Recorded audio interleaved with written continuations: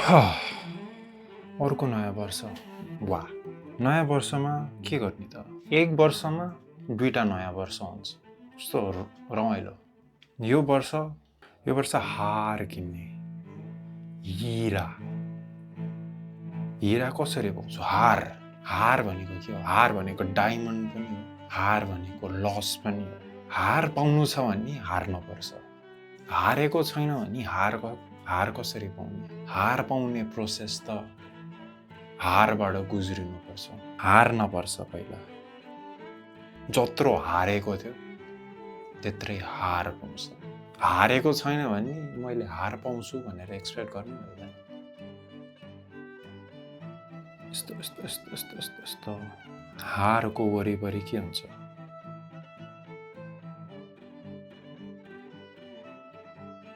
नयाँ वर्षमा आफूलाई कसरी नयाँ स्टाइलमा एक्सप्रेस गर्ने त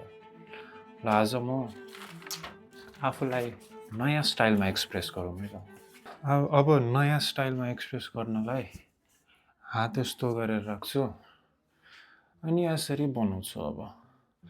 आफूलाई एक्सप्रेस गर्नलाई डिफ्रेन्ट स्टाइलहरू हुन्छ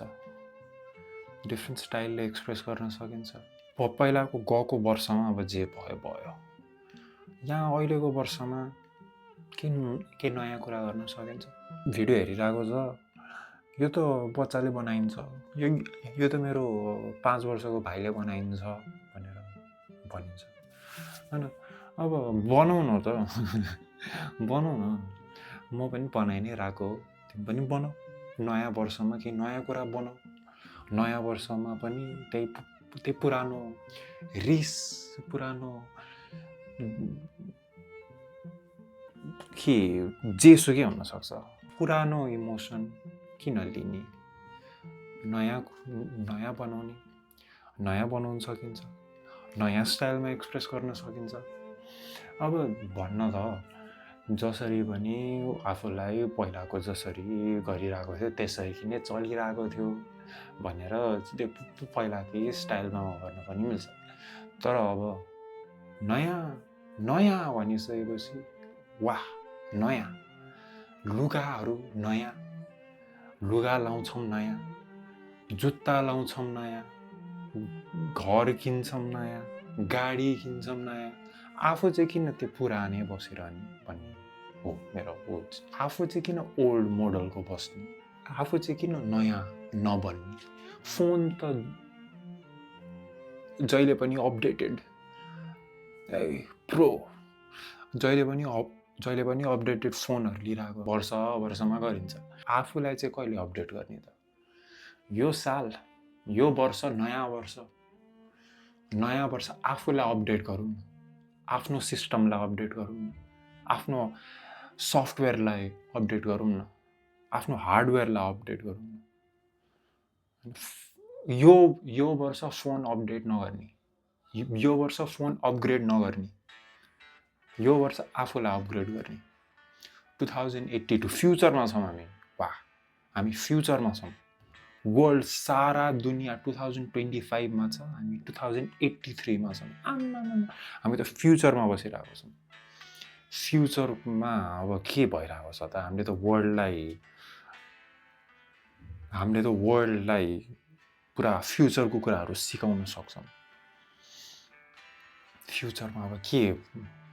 गर्ने त हामी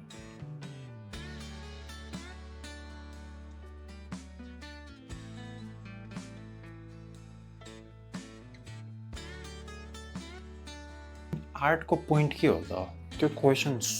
सोच्ने हो भने के हो त पोइन्ट जन्मिनुको पोइन्ट के हो डिफ्रेन्ट मान्छेहरूको डिफ्रेन्ट एन्सर आउन सक्छ जन्मिनुको पोइन्ट कसैलाई फ्यामिली आफ्नो फ्यामिलीलाई हेर्ने आफ्नो फ्यामिली भनेर त्यो हुन्छ पोइन्ट कोही मान्छेलाई घुम्ने ट्राभल गर्ने त्यो हुन्छ पोइन्ट जिउनुको पोइन्ट कोही मान्छेहरूलाई खाने म त खान नै जन्मेको हो भनेर हुन्छ त्यस्तै गरेर आर्टको पोइन्ट के हो त कसैलाई आर्टको पोइन्ट आफूलाई एक्सप्रेस गर्ने हो वर्डबाट एक्सप्रेस गर्न नसक्ने कुराहरूले आर्टबाट एक्सप्रेस गर्न सकिन्छ नि त। बोलेर एक्सप्रेस गर्न सकिँदैन भने त्यसलाई बिटहरू हालेर गीतबाट एक्सप्रेस गर्न सकिन्छ। लेखेर सेन्टेन्स लेखेर एक्सप्रेस गर्न गाह्रो लाग्दाखेरि पोएट्रीबाट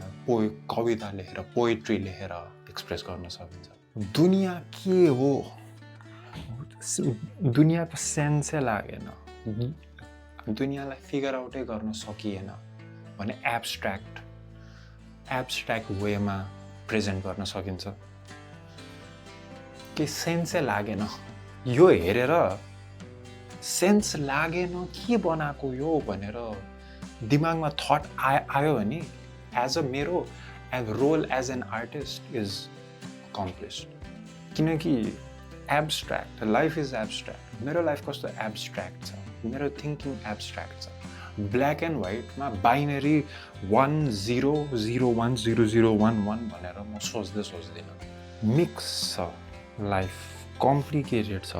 एब्स्ट्र्याक्ट छ, मिनिङको पनि मिनिङ खोजिन्छ, त्यस्तो एब्स्ट्र्याक्ट छ। अब यसको मिनिङ के हो त?